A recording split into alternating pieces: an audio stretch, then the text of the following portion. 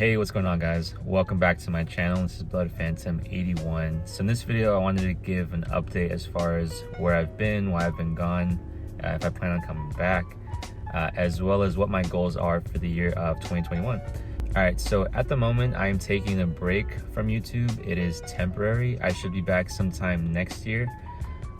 There's probably a few big reasons why I took a break. I mean, maybe like a lot of little reasons why I took a break. I'll just get through some of them so this video isn't super long. So reason number one, actually, I work in tech, which means I have the luxury of working from home, which is awesome. That also means that I can work from wherever I want. And so at the moment, I don't have like a permanent living situation, I would say. That doesn't mean I'm homeless or anything like that. I'm living with family and stuff like that. And this isn't a bad thing at all. I'm actually really enjoying this temporary living situation. But because I am not really like stationary, it makes recording kind of difficult. And so once I get my own space again, which should be sometime next year, I should be more comfortable with recording. And so yeah, that's reason number one. Reason number two is because I've been coming up with a new trading strategy. And so this strategy is something that I think is more resilient to volatility. The other thing that I wanted to go after, so obviously in trading and investing, there's the ever so present battle between taking profits and letting your profits ride, because essentially you are limiting your upside if you decide to take profits, but at the same time you're protecting profits if you decide to take profits. And so it is a very difficult balance. I'm sure there's thousands and thousands of opinions in terms of what the best way to do things is. Obviously buy and hold is a strategy for a lot of folks, and that's totally okay. But yeah, so those are the two things I focused on. So like I said, number one is something that's more resilient to volatility and something that can make money even in sideways markets. And then number two is something that I have a better sense of when to take profits and when to let profits ride. And so I love upside. I would hate to cap my upside, and so I am aiming to not do that as well. And I'm sorry that it's super cryptic. It's not that I don't want to share, it's just that I don't even understand it that well myself. I don't know if it's going to work. And actually, so reason number 2.5, why I'm taking a break from YouTube is because a week after deploying my strategy, I actually made a mistake that cost me about $20,000. And I was just furious. I was super upset for like maybe 2 weeks or something like that. One thing I learned is that if I didn't like trading this much, I definitely wouldn't care this much, but it's obvious that I very much so like trading. And so yeah, it was a very annoying mistake that I made, but eventually the voice that was in my head that was saying like, you messed up, eventually that voice quieted down, and I was able to think clearly again, get back to the drawing board, and then make a few tweaks and then redeploy the same strategy. And so I think it's a lot better now. But yeah, and that's actually kind of the theme of 2020 is making mistakes. I've made a lot of mistakes in 2020 as far as trading goes. I've been fortunate that the markets responded super well to the crash in March 2020. If it were not for that, I would not be doing that well myself from a trading perspective. But yeah, I think in terms of performance, like I said, 2020 was not that great. But in terms of learning opportunities and experiences, 2020 was fantastic. I feel like I became a better trader this year. And also for some context and background, so I think I started finance channel sometime in 2018. Which is this channel you're looking at right now, Blood Phantom 81. Never put like a ton of effort into my videos, if I'm being honest, as far as like, all the stuff that YouTube is supposed to do. I never really did it.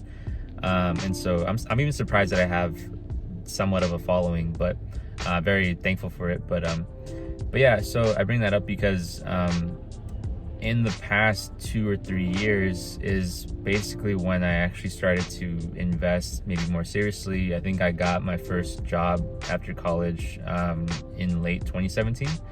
That's when I became full-time, because I was an intern before that. So between late 2017 early 2018 to now, I've learned just so much about the market, and I've been very fortunate that everything's gone very well.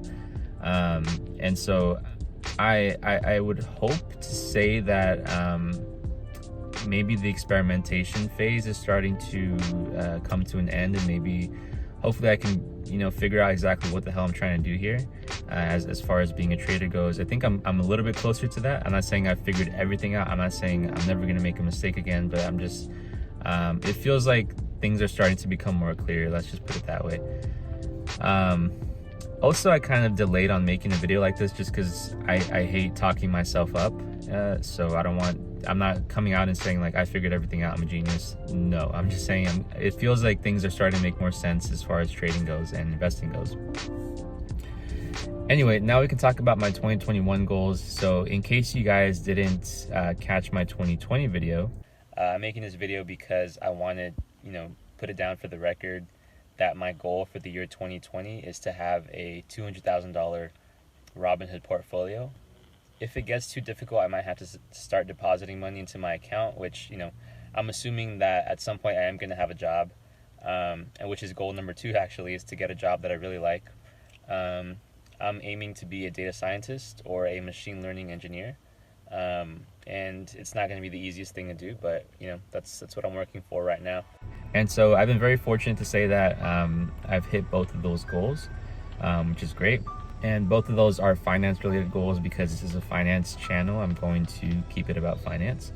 And so basically my goal for the year of 2021 is for my main trading account to hit 400,000. And so I wanted to pick a number that was pretty difficult and barely in reach, so to speak. So last year my account did like 110% or something like that. This year it also performed over 100%, which is kind of wild to say that I've doubled my money 2 times in a row now. I don't know if I'll go for the three-peat, and to be honest, I'm pretty doubtful that I'll go for the three-peat, but I do think 400K is something that I might be able to hit. Obviously with money that I invest throughout the year, I think that'll dilute the gains a little bit, but that's totally okay. And to be honest, I'm not going to be upset if I don't hit 400,000. Like it's just a number, right? And I know that over time I'm becoming a better investor.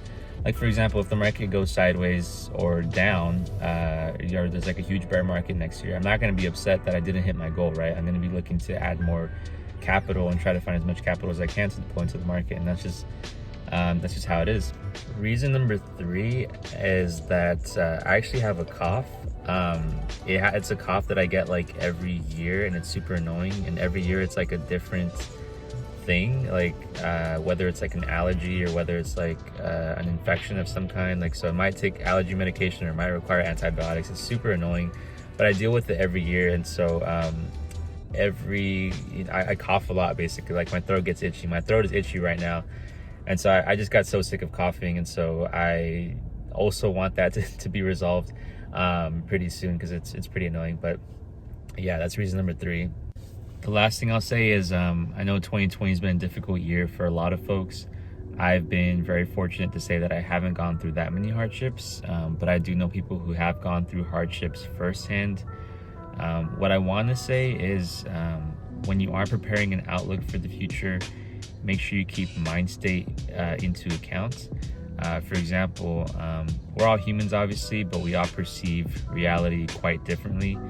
And in that sense, reality is a little bit subjective, or very subjective, I should say. For example, we all grew up in different cities and different states, and we all have different families and parents. We're all taught different things. We all experience life differently and seen different things. And so as a result, it's almost as if there's a filter between what's happening in the outside world and how we perceive reality. And so 2 people could be looking at the same thing or reading the same thing and draw different conclusions or respond differently to it.